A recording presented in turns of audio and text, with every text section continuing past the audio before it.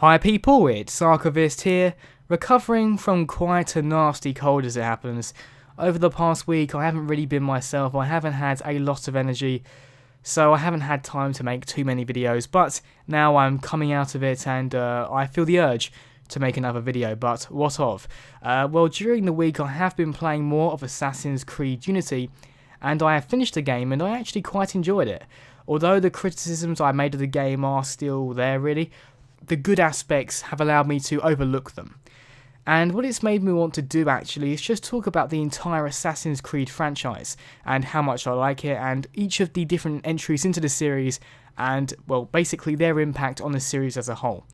So, going back to 2007, when the original Assassin's Creed came out and new ground was broken, opinions were divided among gamers because really, the original Assassin's Creed was a very polarising game. Some people loved it for its new ideas, the ability to climb over everything and anything, the freedom the game offered, its huge open world, its amazing graphics, but some people did not like the repetition or the formulaic gameplay. I think I fell more into the appreciation side. In fact, I know I did. I really liked the Assassin's Creed, the first Assassin's Creed game. I just like the ability to climb and run around. Honestly, the parkour mechanics are so good in the original Assassin's Creed, you could just lose yourself in running around, and I still do that. Sometimes I just go into an Assassin's Creed game and run around. That's all I do because it's so fun. It's always been so excellent. The animations are great to look at and it really feels like you're doing it realistically. It's one of the first games that ever took the idea of platforming and made it convincing. I mean, think of Mario, for example, just to take an extreme example. He's hopping crazy heights, doing these really weird stunts, jumping over these bottomless pits. Platforming, thanks to Mario, was largely associated with these surreal environments that you had to try and traverse. But Assassin's Creed brought it into the real world, so you were climbing and jumping across things, but doing it in a totally convincing way. And I think of all the things that Assassin's Creed 1 did, that was the best, and I think that's probably where they spent the most time, to be honest. There was also the idea of hiding in plain sight, so rather than it being a stealth game where you have to hide in the shadows and crouch around everywhere, instead the idea was to hide in the crowd and just move towards the target and then try and disappear into the crowd again, and you could jump into things. It was just a really good game in general, really awesome, fun Assassin's Creed game. But even if you did like the game, you'd probably notice that the game was fairly repetitive.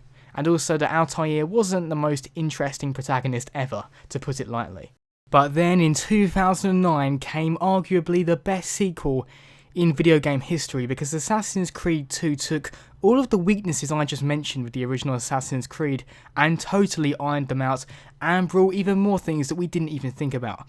Now, I'll just say this to begin with. When I was watching the original E3 showing of Assassin's Creed 2, and you'll remember this as well if you were watching because this just blew my mind. When I first saw the double hidden blade, my jaw dropped. I was like, what?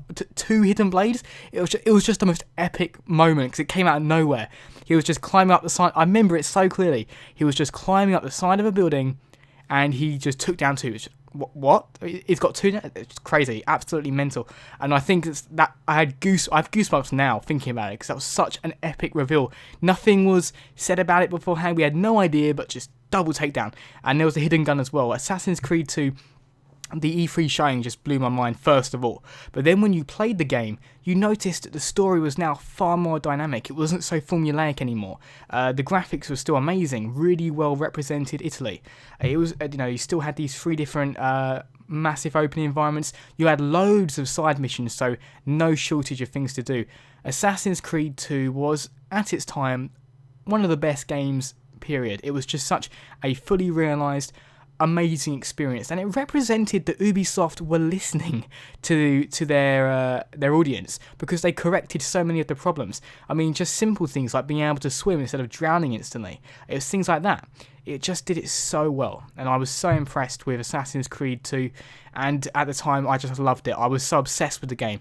It was my everything. It was my everything. I played it so much. Assassin's Creed 2 was, not even getting onto Ezio. Ezio was such a brilliant assassin. He was so much more charismatic than Altair.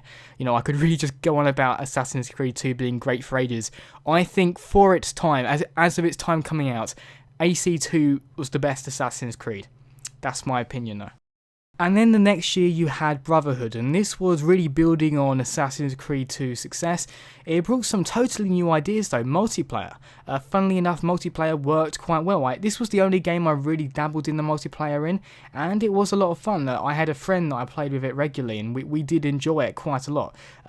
It also brought with it the Brotherhood mechanics. Also, you had a massive open world of Rome rather than lots of smaller open worlds. Brotherhood really did just iterate on the series, and so did Revelations, because Brotherhood and Revelations just took the brilliance of AC2 and just improved it. I'd say Revelations did the least for it though. I mean, I'll say this time and time again, I just did not like the hook blade in any way. Weirdly, it's about symmetry for me. I didn't like the idea of a asymmetrical hidden blade, so one's longer than the other. That really bothered me for some reason, but obviously that's just a weird thing I have. I didn't really like the open world. I think it was Constantinople. I thought it was a bit gloomy. I just have a few problems with Revelations, but I didn't dislike it. It's not like I'm saying it's the black sheep of the series. It just wasn't for me. That's all I'm saying. I mean, if you liked it, fine, it's cool. It was, I can see how it would appeal to some people. But Brotherhood was a genuinely excellent follow-up to AC2. And then you had a sort of refresh to the series with Assassin's Creed 3, and this brought us out of the Ezio saga and into the Kenway saga, starting with Connor, or I guess more accurately Haytham, because Assassin's Creed 3, you played as Haytham Kenway for a very long time at the beginning. If you played that, you might remember that, where because the game split up. For the majority, you are playing as Connor, who's the main assassin, but the beginning started off with Haytham to give you a bit of background on the character, but that went on for a very long time, and although I did appreciate it because I had the time to play the full game out and just saw it as a lot of build-up, some people got a bit annoyed because they wanted to get straight into the experience, and like, why am I playing as Haytham? I want to be Connor. But that was a little bit of a divide. But overall, AC3 was a perfectly fine game. It introduced new things. You had the ability to use someone as a human shield if someone was about to shoot you. That's something that's been removed from Unity, perplexingly. I really thought that was a cool mechanic, but hey. You had the Frontier, this massive open world between the other open worlds, so AC3 was a massive game.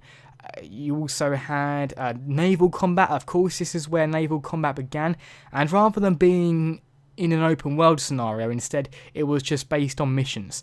And this was also the last game where we saw Desmond. Desmond tragically died in this game, but sadly the modern day segments didn't die with him. I will just say this to the modern day segments, I've never been a huge fan of them.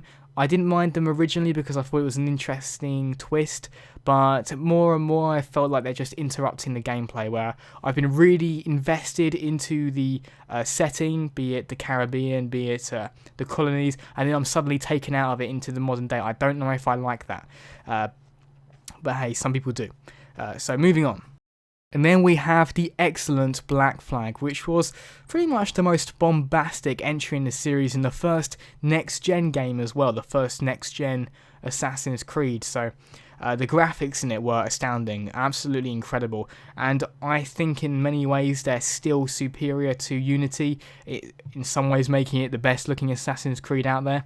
The Caribbean setting is gorgeous, absolutely beautiful, really nice place to just move around in. You also had naval combat, but it was far more advanced because now you can go around the whole ocean.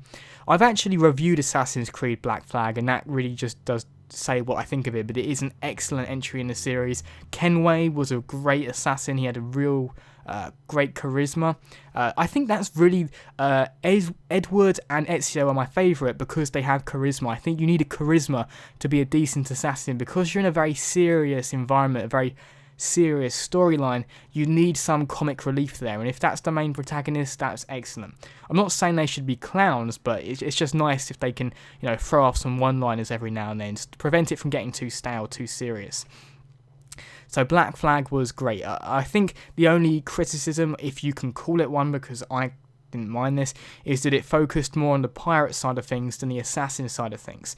But you know what? If anything, it's the best pirate game out there. You also had Assassin's Creed Rogue, which has a very similar look and feel and gameplay to Black Flag. You may dislike this for being very similar, or you may like it because, hey, Black Flag was awesome. But I think the more unique, more interesting side to it is the story, the fact you could play as a Templar. And the reason I liked it was because you don't feel like you're playing like the evil guy, like the bad guy. They did make it seem as if the Templar side was the right side for this game. You don't think that Shay is at any point being evil. They do some slightly rogue, but overall, their calls did seem just to me. I mean, I thought it was a convincing story. I didn't think it was like, if you've watched the Star Wars prequels, Anakin's transition to the dark side is a little bizarre, a little unconvincing, but here Shay's transition from the Assassins to the Templars is there's a very big motivation. I can't spoil it because it's still a relatively new game, but if you know the mission where his opinion changes, that's quite a convincing reason to change sides, because something quite cataclysmic happens. Yeah, Rogue is a great game, and it should not be dismissed just because it was originally only available on last gen. It really feels like an essential game, and it bridges the gap, of course, between AC3 and Black Flag. It's part of the Kenway saga, definitely. And now we come to the game you've been seeing all this time, Assassin's Creed Unity. And this is a game that has made a hell of a lot of changes to the series, some that I initially disliked but have grown to appreciate. The parkour I took to very quickly though, although it's slightly different. I think it's the best parkour in the series. The story, the way it's told, is very similar to past games, but there are certain missions that I really thought were very good, where it was just, there was a mission within the story that was almost entirely about assassinating a target. Very much similar to the first Assassin's Creed, but you were given more build-up and more reasons to kill them.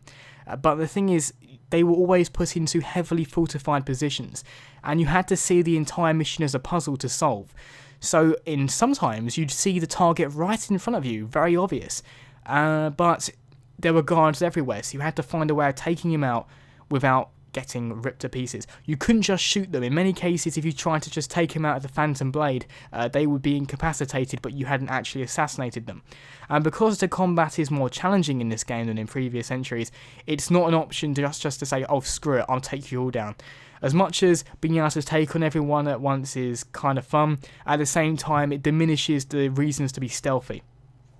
And even though I do have far more powerful gear than I did when I first started criticising the combat, it's still reasonably challenging. I think the real challenge comes not necessarily from just fighting and parrying, but if you get against loads of enemies at once, you'll find they all start trying to shoot you with their guns, and you just can't stop them all shooting at you.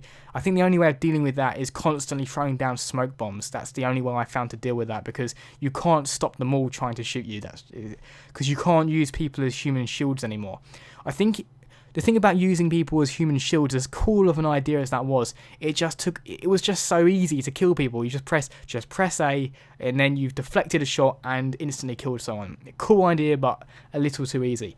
So I think in some ways, AC Unity, for its problems, which are there, I'm not dismissing the technical issues that were there. It's in some ways the purest Assassin's Creed there's ever been. Also, I definitely appreciate the fact there was less involvement from modern day times. In fact, it was more that you would just go into a slightly different version of Paris. You never really came into the modern world, something I definitely commend. And so, on the horizon, we have Assassin's Creed Victory. I don't doubt it will be a good game, but I hope Ubisoft don't half-bake it. I want them to release the game without any of the technical difficulties that originally plagued Unity, because as I say, Unity was is a great game. It's a fun game, but it was so plagued by issues, and that really made it difficult to appreciate originally. So, as always, people, thanks very much for watching, and see you next time, Assassins.